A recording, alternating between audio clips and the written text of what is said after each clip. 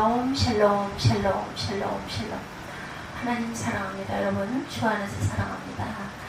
잠언 21장 1절에서 14절 악인의 형통과 악인의 수치, 이런 제목으로 함께 은혜를 나눕니다. 21장 1절에서 24절까지 말씀이죠.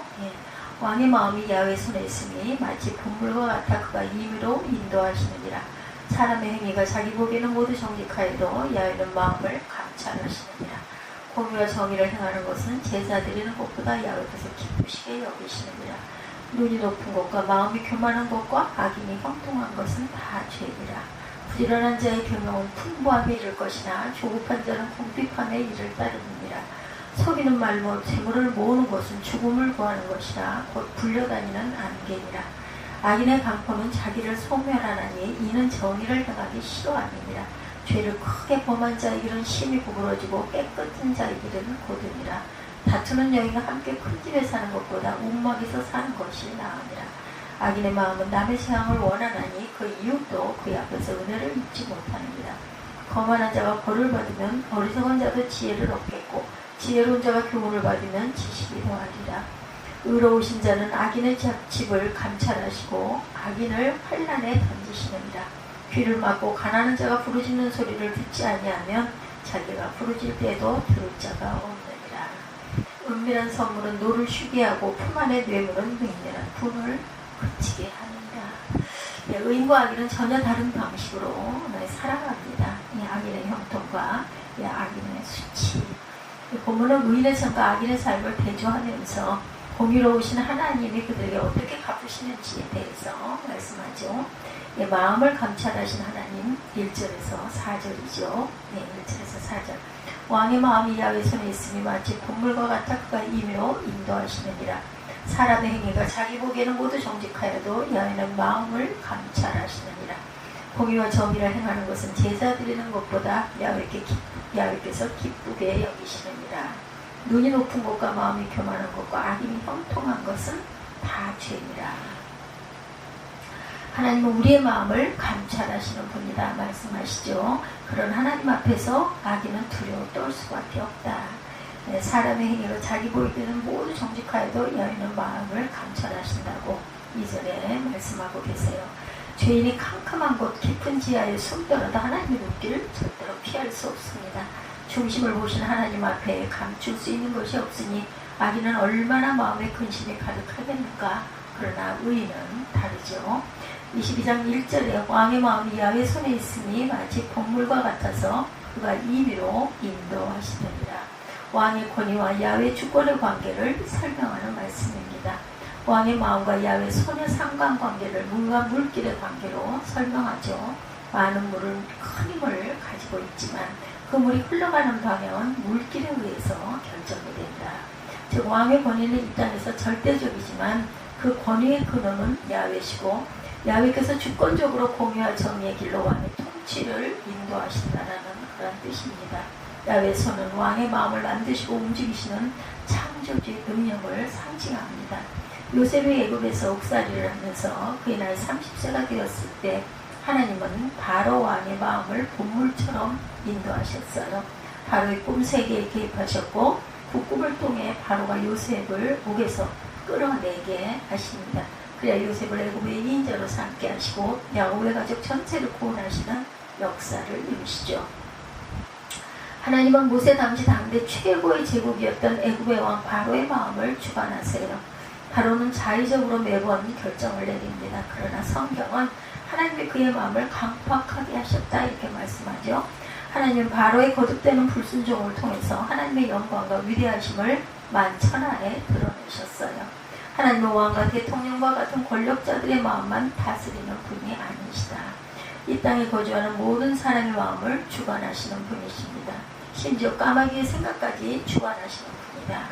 그래서 열왕기상 17장 4절에서 6절에 말씀하고 있죠.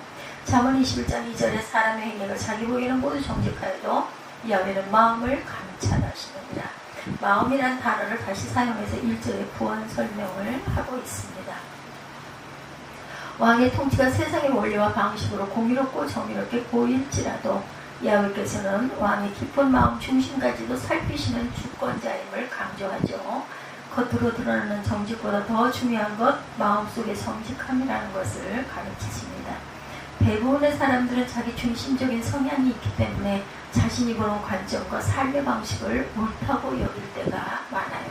심지어 다른 사람들이 객관적으로 볼 때 옳지 않고 문제라고 여김에도 불구하고 자신의 생각이 옳고 자신은 문제가 없다 여기는 이들이 있습니다. 성격장애죠. 정신분열 환자에게서 이런 증상이 두드러지게 나타납니다. 하나님은 마음의 중심을 보고 알고 계신다. 숨은 동기조차 하나님의 눈 앞에는 벌거벗은 것과 같이 다 드러나죠. 그래서 하나님의 말씀 앞에 설 때 성도들은 미처 인식하지 못했던 면을 깨닫고 회개하게 되죠. 사도행전 5장 3절에 베드로가 이르되 아나니아야 어찌하여 사단이 내 마음에 가득하여 내가 성령을 속이고 땅값 얼마를 감추었느냐. 땅이 그대로 있을 때는 내 땅이 아니며 판 후에도 내 마음대로 할 수가 없더냐. 어찌하여 이 일을 내 마음에 두었느냐. 사람에게 거짓말한 것이 아니오 하나님께로다. 잠언 21장 3절입니다. 공의와 정의를 행하는 것은 제사 드리는 것보다 야훼께서 기쁘시게 여기느니라. 3절은 2절에 대한 부언 설명으로 유선적인 제사가 아니라 실천하는 공의와 정의가 더 합당하다는 것을 강조한 말씀이죠. 야훼께서 기뻐하신다는 표현은 야훼께서 선택하신다는 의미로 야훼께서 실천적인 삶을 사는 자들을 선택하는 것임을 강조합니다. 사무엘도 사울왕에게 순종이 제사보다 낫다는 것을 가르쳤어요. 사무엘상 15장 22절에 사무엘이 이르되 야훼께서 번제와 다른 제사를 그의 목소리를 청종하는 것을 좋아하신 같이 좋아하시겠나이까. 순종이 제사보다 낫고 듣는 것이 수양의 기름보다 나으니. 이사야 선지자도 하나님이 기뻐하시는 금식이 무엇인지를 가르쳐 주십니다. 이사야 58장 5절에 보면 이것이 어찌 내가 기뻐하는 금식이 되겠으며 이것이 어찌 사람이 자기의 마음을 괴롭게 하는 날이 되겠느냐. 그의 머리를 갈대같이 숙이고 굵은 배와 채를 펴는 것을 어찌 금식이라 하겠으며 야훼께 연락될 날이라 하겠느냐. 58장 6절입니다. 내가 기뻐하는 금식은 흉하게 결박을 풀어주며 멍에의 줄을 끌어주고 압제당하는 자를 자유하게 하며 모든 멍에를 꺾는 것이 아니겠느냐. 58장 7절에도 또 줄인 자에게 내 양식을 나누어주며 유리하는 빈민을 집에 들이며 헐벗은 자를 보면 입히며 또 내 고륙을 피하여 스스로 숨지 아니하는 것이 아니겠느냐. 우리가 예배에 참석하는 것으로 신앙생활을 다한 것으로 생각하면 큰 착각입니다. 우리 성도들은 삶의 현장이 예배가 되어야 한다. 언행이 일치된 삶을 살 때 하나님이 기뻐하세요. 잠언 21장 4절에 눈이 높은 것과 마음이 교만한 것과 악인이 형통한 것은 다 죄인이라 말씀하시죠. 야훼께 선택받지 못한 세 가지 종류의 삶을 봅니다. 첫째, 눈이 높은 것이다. 교만한 마음에서 드러나는 신체적인 증상 중에 하나는 눈이 높은 것. 특히 배우자감을 구할 때 눈이 높은 이들이 있죠. 이런 사람들은 웬만한 사람 마음에 차지가 않아요. 자기 과대성을 틀 속에서 상대방을 보기 때문입니다. 이런 사람은 자기보다 높은 위치에 있는 사람들만 주목하고 이들과 어울리는 것을 좋아하죠. 그래서 그들을 부러워하고 자신도 언젠가 그들처럼 될 것을 환상적으로 그리면서 삽니다. 반대로 자신보다 못한 사람들이 자신을 부러워할 것이다 이렇게 착각하며 살아요. 솔로몬은 이런 삶을 사는 자체가 죄다 이렇게 선언합니다.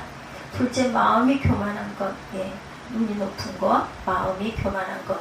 눈이 높은 것과 연관 있는 것으로 마음이 교만한 것은 나는 모든 것이 다 되었기 때문에 더 이상 하나님의 말씀을 들을 필요 없다고 생각하는 것입니다. 사람이 음식을 배부르게 먹으면 다른 어떤 음식도 먹고 싶지가 않죠. 마찬가지로 사람이 스스로 지적인 교만에 차 있으면 다른 사람이 하는 말을 듣지 않습니다. 그런데 사실은 이런 마음이 길가와 같은 마음이고 돌짝밭과 같은 마음이다. 왜냐하면 우리가 하나님의 은혜를 받으면 받을수록 더욱 갈급해지기 때문입니다.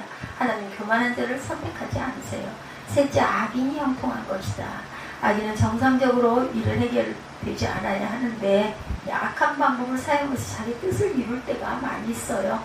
정상적으로 하면 하나님께서 길을 막기 때문에 일이 되지 않아야 하는데 악한 사람들은 어떻게 인간적인 방법으로 해결하고 그것을 성공이라고 떠들고 있습니다. 사람들이 보기에는 성공한 사람이고 능력 있는 사람일지 몰라도 하나님이 보시기에는 그 사람은 악한 사람이다. 히브리어의 어구 의미는 악인의 등불 또는 악인의 토지입니다. 보통 등불이 생명을 의미하므로 악인의 생명 혹은 악인의 소산으로 이해해야 되죠. 야훼께서는 역시 악인의 생명이나 소산은 선택하지 않으신다. 하나님의 마음을 감찰하신다는 사실은 우리에게 어떤 가르침인가, 우리가 하나님 앞에서 감출 수 있는 것이 하나도 없기 때문에 늘 솔직하고 정직하게 나아가야 한다. 시편 139편 1절에서 4절입니다. 야훼여, 주께서 나를 살펴보셨으므로 나를 아시나이다. 주께서 내가 앉고 일어섬을 아시고 멀리서도 나의 생각을 밝히 아시오며 나의 모든 길과 내가 눕는 것을 살펴보셨으므로 나의 모든 행위를 익히 아시오니 야훼여, 내 혀의 말을 알지 못하시는 것이 하나도 없으시니이다. 우리는 사람들 앞에서 의롭고 정직한 존재인 것처럼 행동할 수 있어요. 사람들은 겉모습과 외모를 보고 판단하기 때문에 쉽게 속일 수 있습니다. 그러나 하나님은 우리를 아시되 완벽하게 아시죠. 하나님 앞에서 어떤 것도 은폐할 수 없다는 사실을 기억하고 하나님을 늘 경외하며 살아야 되겠다. 정직하고 성실한 자의 삶의 자세, 5절에서 8절이죠. 눈이 높은 곳과 마음이 평안한 곳과 5절, 부지런한 자의 계명은 풍부함에 이를 것이나 조급한 자는 궁핍함에 이를 따릅니다. 속이는 말로 재물을 모으는 것은 죽음을 구하는 것이라 곧 불려다니는 안개니라. 악인의 강포는 자기를 소멸하나니 이는 정의를 행하기 싫어함이니라. 죄를 크게 범한 자의 길은 심히 구부러지고 깨끗한 자의 길은 곧다, 이렇게 말하고 있죠. 하나님의 주권을 인정하고 늘 하나님의 다스림을 의식하고 사는 사람은 시간과 물질의 주인도 하나님이심을 알기에 부지런하고 성실하게 살아간다. 나가 열심히 노력한 대가로 물질적인 풍요도 누리게 됩니다. 반면에 부당한 방법으로 재물을 모으는 사람은 사방에 나타나는 신기루가 곧 사라지는 것처럼 헛되어서 결국 궁핍에 처하게 됩니다. 악인들과 달리 하나님의 통치 아래 있는 자들은 깨끗하고 정직한 길을 걷습니다.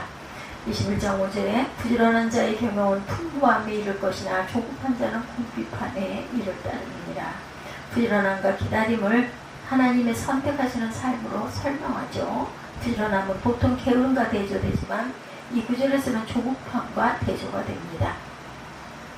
부지런함이 정직한 삶의 태도라면 기다림은 야훼의 주권을 의지하고 야훼의 행하심을 믿고 기다리는 태도이다. 야훼께서는 이 두 가지 태도를 가진 자를 선택하세요. 부지런하나 조급한 자는 자신의 능력과 힘을 의지해서 모두 이루려 하므로 겉으로는 정직해 보이지만 마음으로는 야훼를 신뢰하지 않는 사람이다. 속이는 말로 재물을 모으는 것은 죽음을 구하는 것이다. 곧 불려다니는 안개이라, 이렇게 말하고 있죠. 속이는 말로 모으는 재물이 불려다니는 안개로 묘사가 되고 있어요. 안개로 번역된 헤벨은 전도서에서 헛되다로 번역됩니다. 이곳에서 전도서와 같은 맥락에서 거짓말로 다른 사람을 속이면서 모은 재물은 마치 실체 없이 공기 중에 떠도는 수증기와 같이 쉽게 사라져버린다는 점을 강조합니다. 이렇게 헛된 재물을 얻는 것은 스스로 죽음을 구하는 것과 같아서 어리석은 행동이다. 우리가 생각하기에 속이거나 속이지 않거나 돈을 많이 벌면 좋을 것이라고 생각하기 쉽지만 이미 그렇지 않다는 것을 우리는 압니다. 고위공직자가 되려면 소위 청문회를 통과해야 돼요. 그리고 재산을 등록해야 된다고 합니다. 요즘은 여야 할 것 없이 재산 등록을 누락시켜서 구설수에 오른 의원들이 많이 있죠. 정말 정직해야 하고 깨끗해야 된다. 그렇지 않으면 고위직에 오를 생각을 말아야 된다는 거죠. 7절에 악인의 강포는 자기를 소멸하나니 이는 정의를 행하기 싫어하니라. 7절은 6절과 같은 맥락에 악인의 폭력이 타인을 멸망시킨 것처럼 보이지만 결국 자신을 멸망시킨다는 것을 교훈합니다. 공의로운 행동의 열매는 생명이고 악한 행동의 열매는 죽음이기에 악한 자의 폭력은 결국 스스로를 파멸시킨다. 잠언 21장 8절에 죄를 크게 범한 자의 길은 심히 구부러지고 깨끗한 자의 길은 굳음이라, 이렇게 말씀합니다. 8절도 역시 같은 맥락으로 4절에 나타난 세 가지 유형의 죄와 연결해서 이러한 죄를 범한 자의 인생은 험난할 것임을 가르칩니다. 교만과 악행은 언제나 스스로에게 파멸을 가져오기 때문에 이들의 인생은 그 자체로 재앙이고 고난이 될 것이다. 그러나 마음이 순수한 자는 올바른 길을 걷게 되고 평탄한 삶을 살아갑니다. 정직하고 성실하게 살아가는 자의 모습은 우리에게 어떠한 도전을 주죠. 시간과 물질에 대한 우리는 청지기로서의 사명감을 가지고 하나님 나라의 확장을 위해서 최선을 다해야 할 것이다. 하나님 나라의 백성은 재물을 모으려고 부지런하고 성실하게 사는 것이 아니고 풍부한 재물을 정직하고 진실하게 살아가는 자에게 하나님이 자연스럽게 주시는 결과물입니다. 하나님의 쓰신 사람은 모두 맡겨진 일에 게으르지 않고 최선을 다한 사람들이다. 게으름의 결과는 가난과 궁핍입니다. 영적인 게으름 또한 영혼의 가난을 초래합니다. 분주한 일상 중에 영혼의 부요함을 위해 말씀 읽기와 기도 생활에 우선순위를 두는 저와 여러분이 되시기 바랍니다. 어리석은 악인의 모습입니다. 9절에서 14절이죠. 네, 다투는 여인과 함께 큰 집에 사는 것보다 움막에 사는 것이 나옵니다. 악인의 마음은 남의 재앙을 원하나니 그 이웃도 그 앞에서 은혜를 입지 못합니다. 거만한 자가 벌을 받으면 어리석은 자도 지혜를 얻겠고 지혜로운 자가 교훈을 받으면 지식이 더하리라. 의로우신 자는 악인의 집을 감찰하시고 악인은 환난에 던지시느니라. 귀를 막고 가난한 자가 부르짖는 소리를 듣지 아니하면 자기가 부르짖을 때에도 들을 자가 없으리라. 은밀한 성물은 노를 쉬게 하고 품 안의 뇌물은 맹렬한 불을 그치게 하는다. 악인은 본성상 타인이 불행해지는 것을 보면 만족합니다. 악인의 마음은 지속적으로 악을 추구하기 때문에 그의 모든 행동 또한 악을 지향합니다. 이에 대한 하나님의 심판은 예외가 없다라는 거죠. 의롭고 공의로우신 하나님은 악인의 생각과 의도를 감찰하시기에 그를 환난 가운데 던지신다. 9절이죠. 다투는 여인과 함께 큰 집에 사는 것보다 움막에서 사는 것보다 이 자문은 솔로몬 자신의 이슈로부터 나온 것이었을 가능성이 높습니다. 자신의 뼈아픈 결혼 생활의 경험을 토대로 아들들에게 권면한 것으로 볼 수가 있는데 비슷한 표현이 잠언에 5번이나 등장을 합니다. 19장 13절 미련한 이들은 그의 아비의 재앙이요 다투는 아내는 이어떨어지는 물방울입니다. 21장 9절에 다투는 여인과 함께 큰 집에 사는 것보다 움막에 사는 것이 나으니라.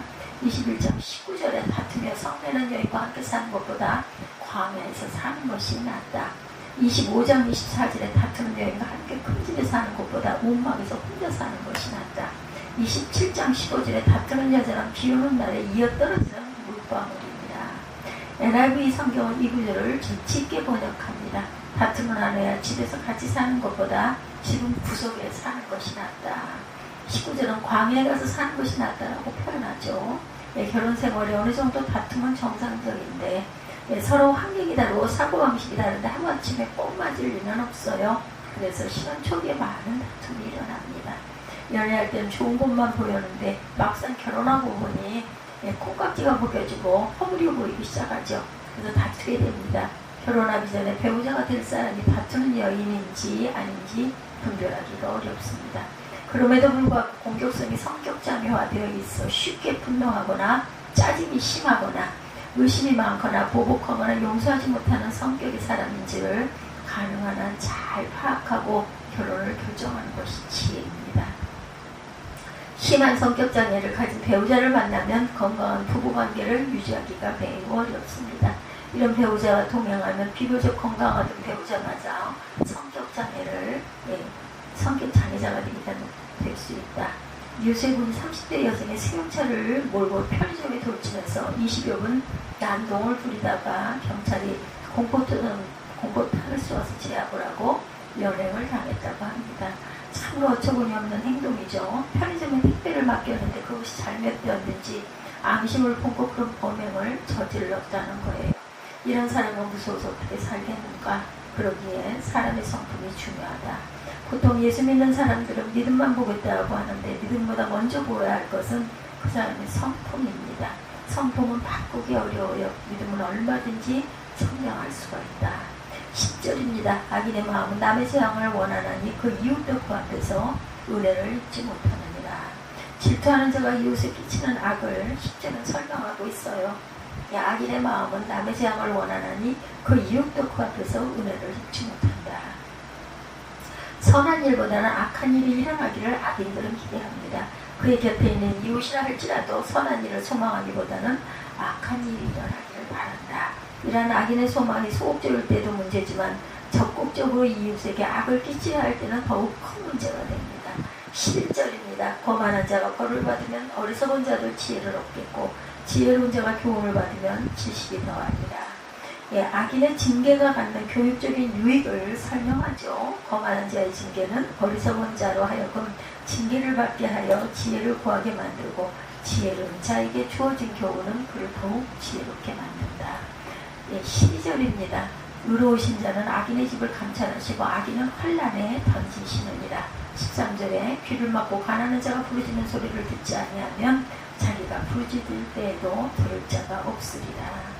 네, 그렇죠. 야훼 주권과 심판을 강조한 1절에서 3절 말씀과 연결되는 내용입니다. 의로우신 자로 묘사된 야훼께서 악인의 집을 감찰하시고 의인을 환난으로 던지신다. 마음을 살피시는 야훼께서 악인의 깊은 악을 살피셔서 그들이 당할 마땅한 심판으로 던지신다는 선포는 본달날의 서두와 결론에 공통적으로 나타난다. 예, 의인이 아니라 악인을 환난으로 던지시죠. 야훼께서 악인의 집을 감찰하시고 악인을 환난으로 던진다. 13절에 이웃들의 고난을 돌보지 않는 악인들의 모습, 이 또한 야훼의 심판의 이유가 된다.